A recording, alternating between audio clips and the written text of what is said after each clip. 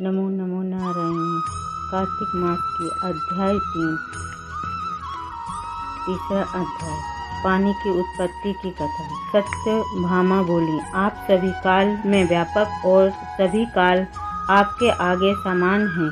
फिर यह कार्तिक मास ही सब मासों में श्रेष्ठ क्यों है? सब तिथियों में एकादशी और सब मासों में कार्तिक मास को ही आप अपना प्रिय क्यों बतलाते हैं? इसका कारण कहिए। भगवान कृष्ण बोले, हे प्रिय, तुमने इससे बहुत अच्छी बात पूछी है। श्री हरि विष्णु कितनी अच्छी बात कहते हैं। सुनो मैं तुमको इसका कारण बतलाता हूँ, ध्यान से सुनो।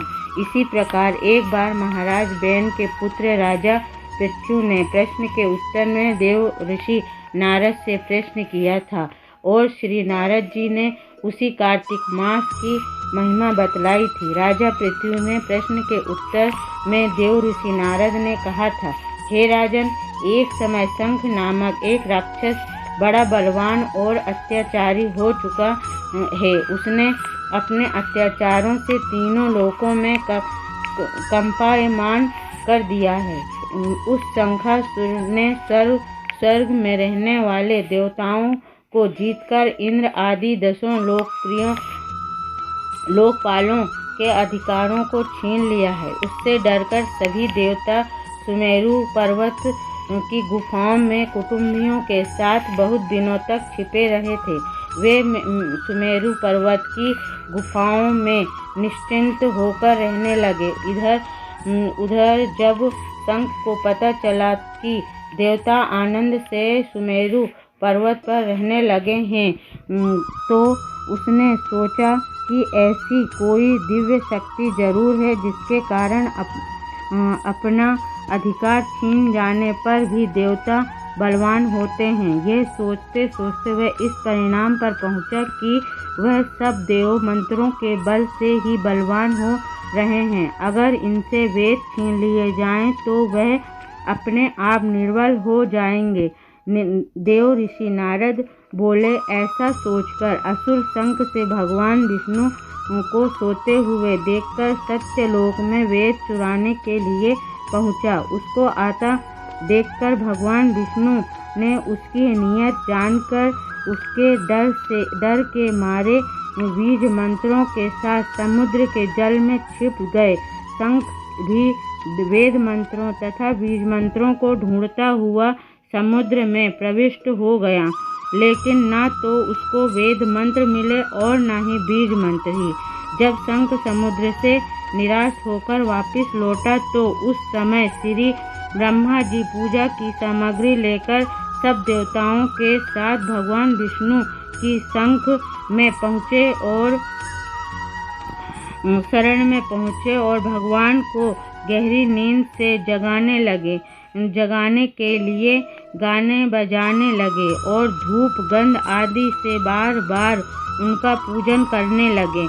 धूप दीप निवेद आदि अर्पण करने पर भगवान की निद्रा भंग हुई और वह देवताओं सहित श्री ब्रह्मा जी को अपनी पूजा करते देखकर बहुत प्रसन्न हुए और उनसे कहने लगे, मैं आप लोगों के इस कीर्तन और मंगल चरण से अति प्रसन्न हूँ। आप अपना अभीष्ट वर मांगिए, मैं अवश्य प्रदान करूँगा। जो मनुष्य अश्विन शुक्ल की एकादशी से देवोत्थानी एकादशी तक ब्रह्म मुहूर्त में उठकर ऐसी अर्चना करेंगे, वह तुम्हारी तरह मेरे प्रसन्न होने के कारण सुख को प्राप्त करेंगे। यह जो पद अर्घ अंचमन और जल आदि सामग्री आप लोग मेरे लिए लाए हैं, वह अनंत गुणों वाली होकर आपका कल्याण करेंगी।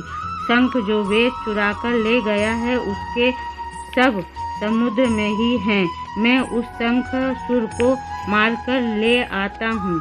आज से मंत्र बीज और वेदों के साथ चारों वेद प्रतिवर्ष के कार्तिक मास में जल में विश्राम किया करेंगे।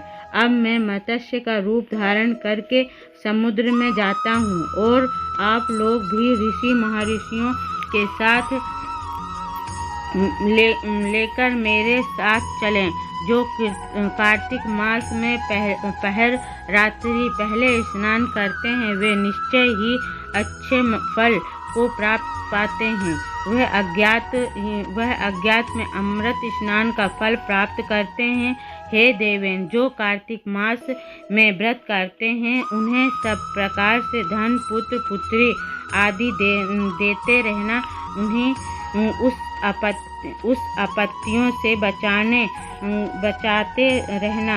हे धनपति कुबेर, मेरी आज्ञा अनुसार तुम उनका धन धान्य बढ़ाते रहना, क्योंकि इस प्रकार का आचरण करने वाला प्राणी मेरा रूप धारण करके जीवन मुक्त हो जाता है। जन्म से लेकर मरण पर्यंत जिसके विधि पूर्वक यह उत्तम व्रत कर लिया वह आप लोगों का भी पूजनीय है। आप लोगों ने मुझे कार्तिक शुक्ल एकादशी तिथि को जगाया है, इसीलिए यह एकादशी मान्य है और मुझको बड़ी प्रिय है। हे देवताओं, यह दोनों व्रत नियम पूर्वक करने से प्राणी मेरी समीप पहुँचते हैं। इन व्रतों के करने से जो फल मिलता है वह अन्य बातों से नहीं मिलता।